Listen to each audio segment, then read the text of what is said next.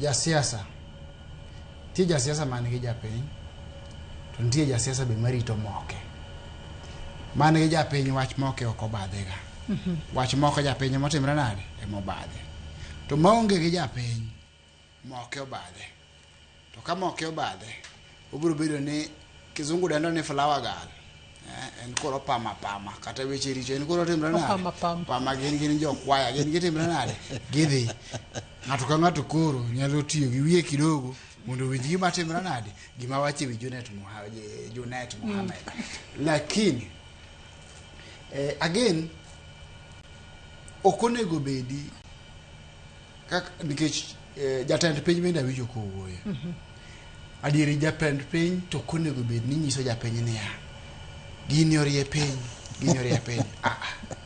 ing'e ni sama jatend piny wuoyo mane face mar Kenya in the whole world the world ka nitie nyaka investors confidence dhi wuok kanye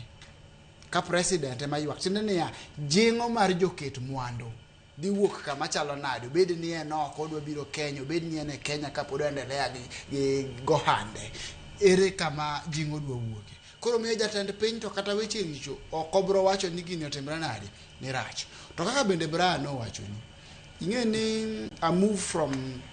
tiende ni wuok 4.7 to biro nyaki 4.6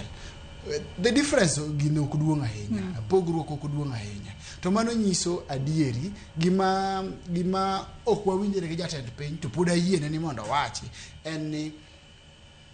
uchumi to ok odongore but en stable kendo wanyalo wacho ni en resilient tiende niya pod ochung' kama ne entie cha to onge tembe mosegoye ahinya mamiyo bende koro dhi kama rach ahinya pod onyalo chung' gi tiende kata onyalo chung' ka watimre nade kwa dhi mbele koro miyo weche ma jatend piny wacho moko ni kare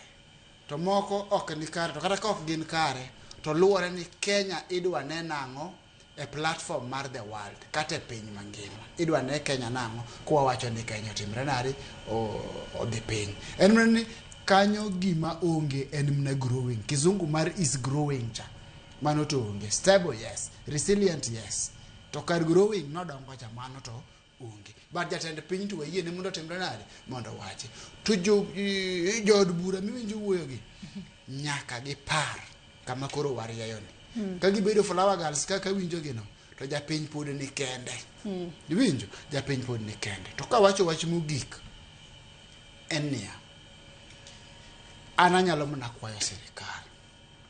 ni pod gitim kar maginyalo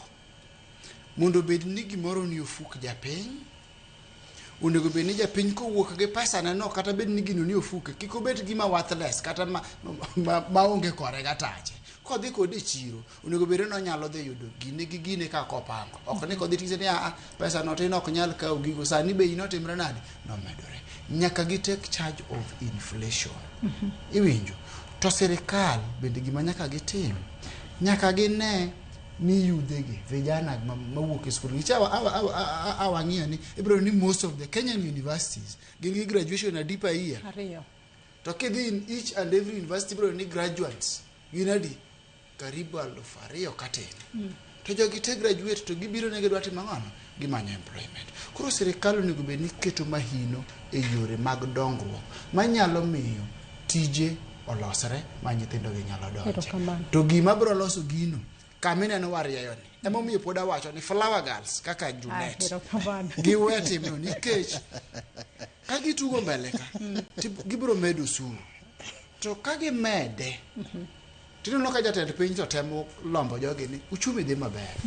to gin to gibro dhi kacha to gimedo suru to ka gisemede investors ok bro biro employment ok bro biro nikech hinyruok momiyo japiny bedo kama momiyo ginyalie gi data kata statistics miwacho en nikech pesa onge ofuko in samoro wacho no medio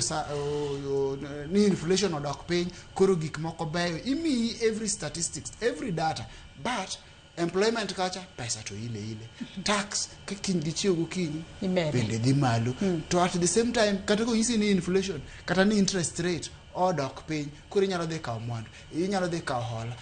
kawo hola, interest rate kata kodok piny, to aonge kuma tiye, aonge kuma yude pesa. Do I feel it? You can't feel when you don't have. Erokamano CPA Zacky Masiro. CPA Ogutu, wach ni mogik ka watieko thuolo marwa ema nodoko rumo mana mapiyo piyo.